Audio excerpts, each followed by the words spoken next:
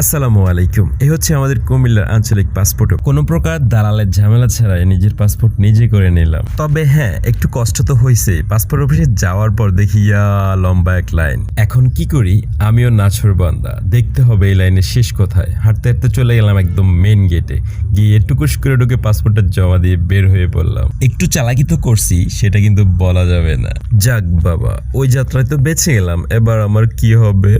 যা বলছিলাম, ফোনের SMS দেখে একদম হিরো সেজে চলে গেলাম পাসপোর্ট অফিসে। আজকে পাসপোর্ট কালেক্ট করব।